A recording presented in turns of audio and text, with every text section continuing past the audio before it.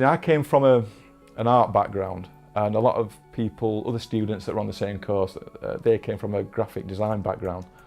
I came from more of an art thing, so when it came to the illustration part of the course, I'd really get into that side of it, and some of the more graphics orientated students were sort of more, ooh, I'm not into this drawing and stuff like that, but I found that quite easy and I got into that side of it. But you know, you could apply, I got really into the graphic side of it as well, which that was more new, that was a lot newer to me, all that side of it. But I really got into that as well, so I mean I learned a lot on it, definitely. Well, at that time, because I was knocking around with a different set of people on the course, through a mutual friend I got to meet a guy that I'm doing music with today. It was sort of a chance meeting really in Sheffield in the library. Got introduced. So he just said, well, come down and I'm setting the studio up, come down and we'll do some stuff. So I did, and then so I found I was going there 3 evenings a week, and then at weekends while I was still at college. Just after about 8 years of doing it, the style changed and started to get bored of doing instrumental music like what we were doing, and bring songs into it a little bit more, so and change it a little bit, and the songs got more popular as well, so we just developed that sound, and eventually we got like a new style of music that people were starting to sort of get interested in. And we called ourselves I Monster, after a film, a horror film, 70s horror film called I Monster. We just thought, oh, we'll have that, that'll be fine, we'll go with that. So we just stuck with it, and then we just did what became the first album that we ever did, and it got this track on it called Daydream, an early version of it, and it took off from there, you know. It got a lot of interest from people, and it happened quite quickly actually. So.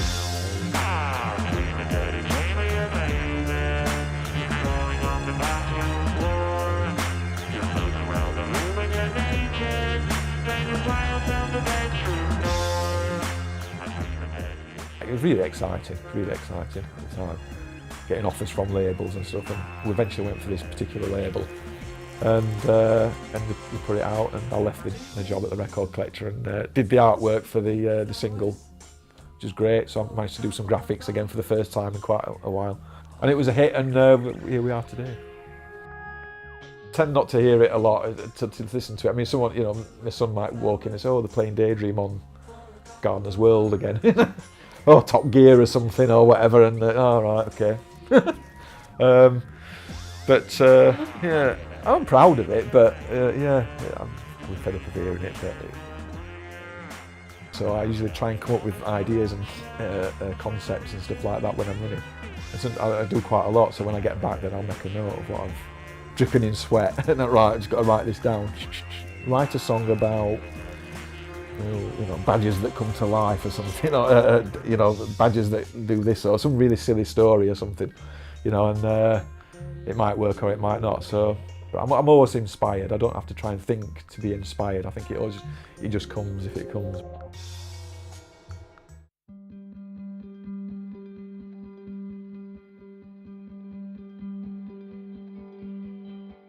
I went to Sheffield College because I was ill through my school period, so I missed my GCSEs.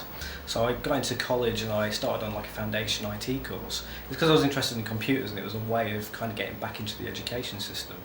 And it was whilst I was on this course that I discovered another course within the college that was computer animation and computer graphics, and it was actually called computer arts. And as soon as I saw it, I just knew I wanted to go on it because it was exactly what I wanted to do.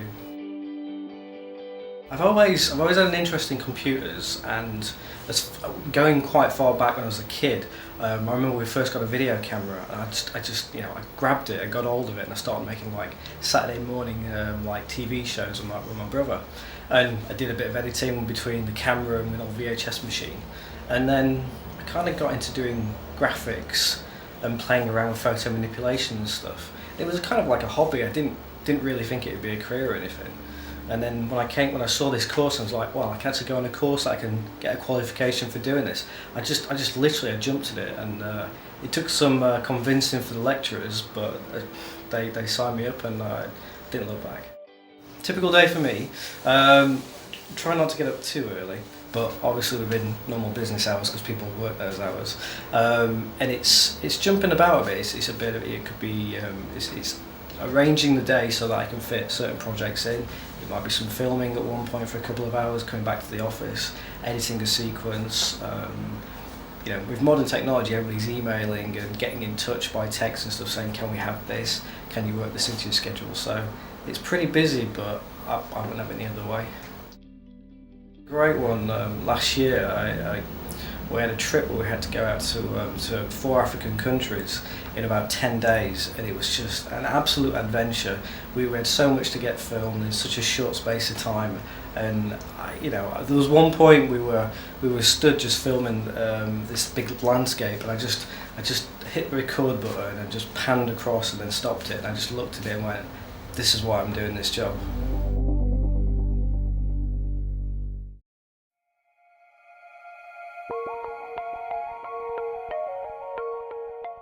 Well, my career was already established, really. I'd run several companies before, based in Sheffield, and I realised there was an area of the company that we wanted to develop, and I'd been doing quite a lot of training. I'm very interested in training, and also how that could relate to the services that the PR company could supply. So I looked up Sheffield College to see if they did a training qualification, because I think it doesn't matter, you can do these things and you learn on the job, but I think people feel reassured sometimes if you've actually been on a course and got a qualification of some sort. So I saw this qualification. It was for training. I think they also use it for teachers, etc. So I went on it, and it was a part-time course, an evening a week, and then home study, etc., for the whole of the year. So you actually get to know the people on it quite well, and it was a real range of ages, people from businesses, people wanting to retrain. So it was actually quite a nice, interesting period and collaborative. And some things I sort of knew, other things I didn't. So it really increased my knowledge and also confidence, I think, in being able to feel that I was actually on the right track when I was developing bespoke training programs for what we offer, media handling technique, that I knew the systems and I also knew the criteria to work against. So it was very good. It was good for me. It was good for me, and I used it straight away. I got a couple of really good jobs off the back of it, which was quite good for extending the company credentials, and it was good for extending the company services. And I have to say, you know, I suppose it must be about 10 years down the line, I still look back on it and look back at those good, I suppose, rules to refer back to. So it was good.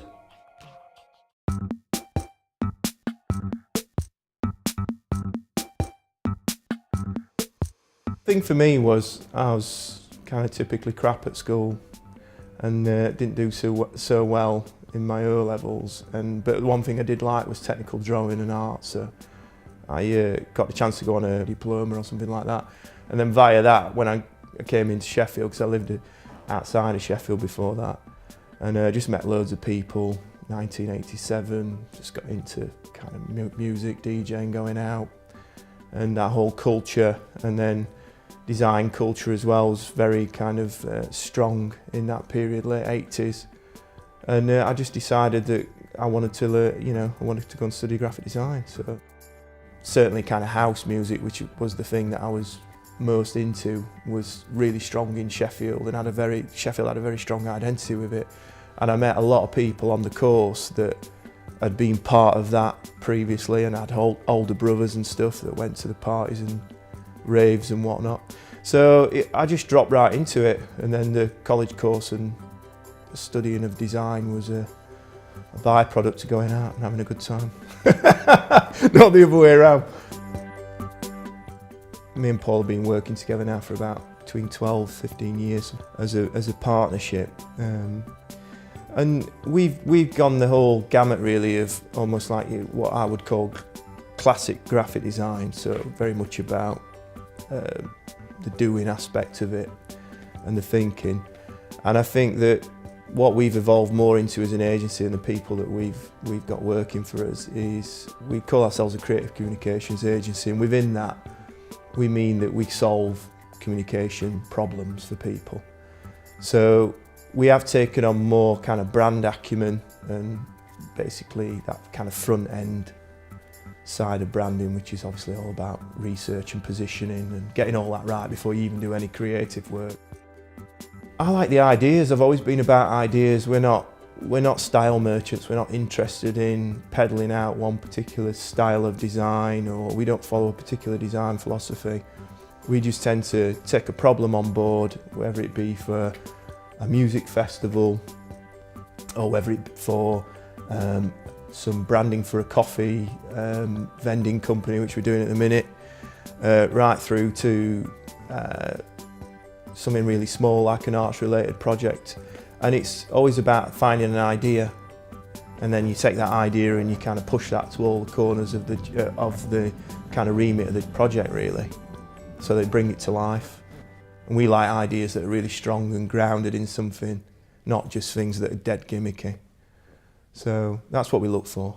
The advice I would give is just, look around you and, make yourself part of contemporary culture, because that's what design is really about. It's about understanding that.